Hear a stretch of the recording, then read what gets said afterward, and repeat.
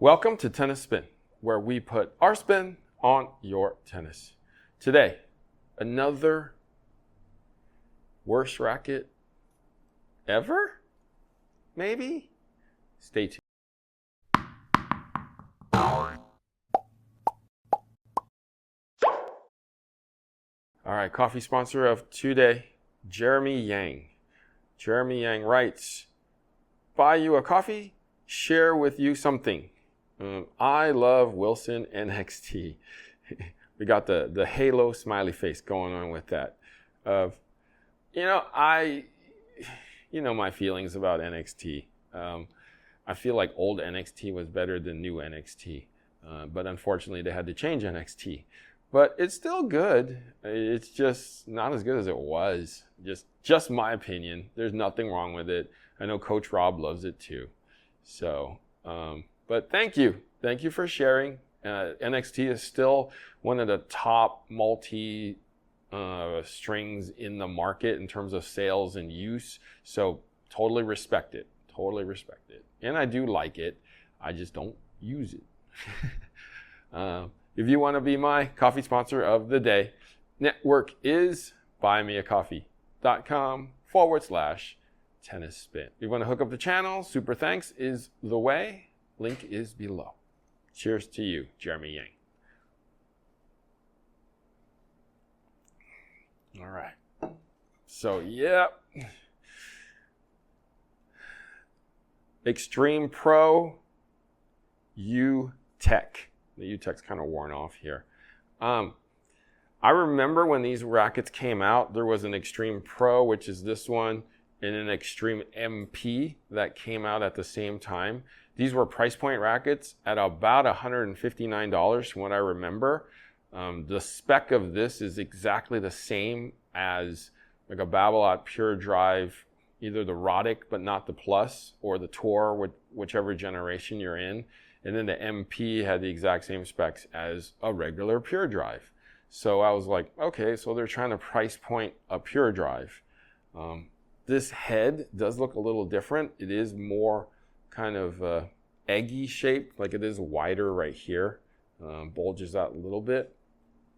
From what I remember, these rackets didn't really have the right flex or feel.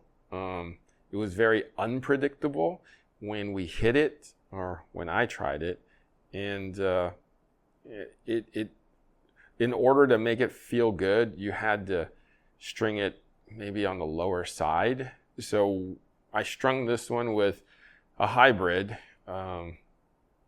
Confidential on the main, and we got Vanquish on the cross, and 54. Let's see, how the whole thing does together. Okay, and if it actually,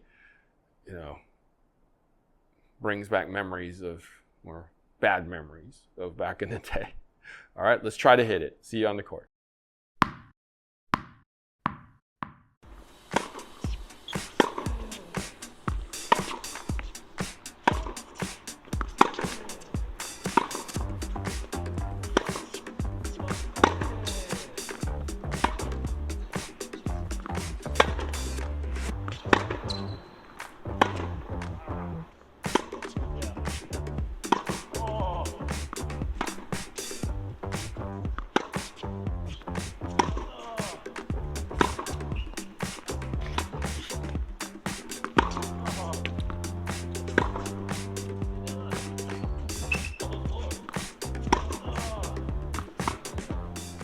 All right, guys, so we just tested possibly the worst racket heads ever made in the modern era. We went from a really good head racket to now.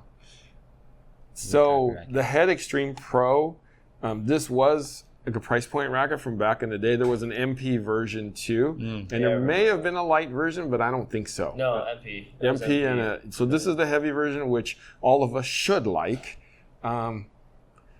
Coach Chris? No, I didn't like it. As you can tell, you just slammed the racket. Yeah.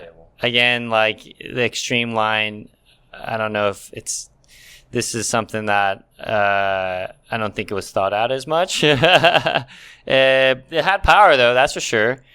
but it was lacking a little bit more in terms of like I think pocketing. I felt like the whole, like, it was so ovally. I didn't really feel like there was a sweet spot enough to kind of get the ball to go and hit it a little bit more. To pocket a bit more. I felt like maybe it was too wide a little bit, and the weight of it was a bit off. So, I mean, you could probably get around with controlling it a little bit more, but in terms of kind of letting the racket go and do its thing, it just felt a little bit limited in the way that you're playing with it. So, yeah. Makes sense. Coach Go? Yes, this is pretty bad. I don't really say bad as much, but this is really bad. I mean, I had to change grips because I saw that. as you could tell. I mean, I was almost semi to fully Western at this point. Look like a Jack Sock forehand there. Balance. I mean, yeah, like what Coach Chris said, there's a ton of pop. I think, especially with a price point racket, they do tend to lack on quality control in general. So they don't really pay really close attention to any of the details. So, I mean, there's a new Extreme that is way better than this. I think Head went to it with the right direction with the modern day one, but at this time, I mean, balance wise wasn't great. I think the control was not even there. You pretty much had to find ways to find the sweet spot. It was very difficult to really target a sweet spot, especially even with me switching grips and trying to do a semi-Western in this. It was still like, even though I made a few more than usual, it was still pretty tough to hold on to the ball.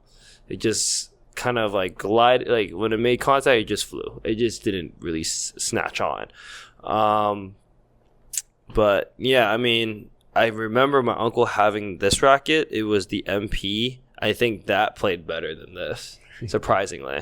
But yeah, this Pro was pretty much unbalanced. No really targeted sweet spot or just feel in general. Yep. Yep. So this is exactly what I remember this racket to be. Why did you bring it back? Lack of feel. The flex is kind of in the wrong spot.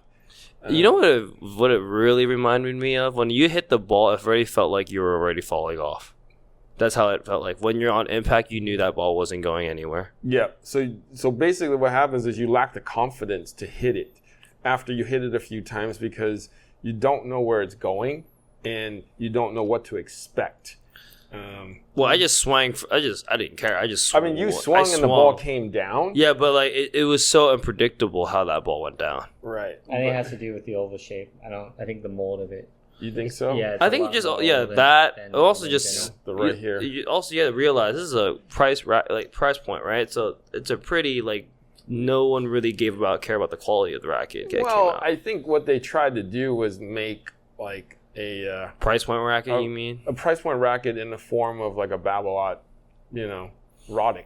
It was very poorly executed in a regular. So, and it was poorly executed. Yeah. Well, I mean, there are price point rackets that are good. I mean, look at the Burn. I like the Burn. 100. Yeah, but like I'm talking about like at this point in time, this is probably one of the worst that we've tried. Yep. I mean, that's why I brought it out. Why did you bring it out? Because we're doing the series. Remember, worst rackets, maybe. Oh. Right. So this. When was this in the meeting? This is title. Don't play with this. Ever. Okay. So I guess I didn't brief them on the video. So yes. So 3 thumbs down for this one. So we don't like this. and from what my I don't like you. I just don't like you no more. From what my recollection was, it's exactly been confirmed. And Coach Gu has confirmed it too. Coach Chris also doesn't like it. So yes, Extreme Pro, Extreme MP. Sorry guys, don't get these in the Youtek line. This is old. This is about, I want to say 10 years old. So I mean, if you play with it, I'm sorry. If you play well with it, then you're fine. Don't worry about that. Okay. Coach Gu, thank you for reviewing, and I'll brief you next time. Where can we find you? Find me at HU.tennis. So also be posting content there as well. And Coach Chris. You can find me at CB Chen Tennis. And That's It. all right. Thank you for watching Tennis Spin, where we put our spin on your tennis.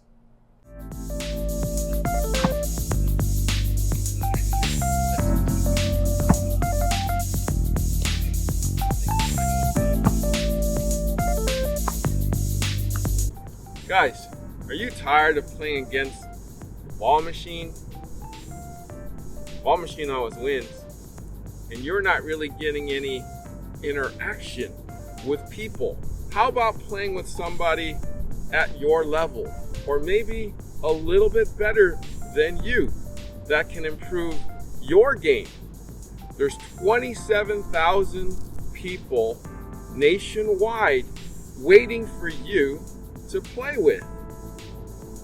It's all at playyourcourt.com.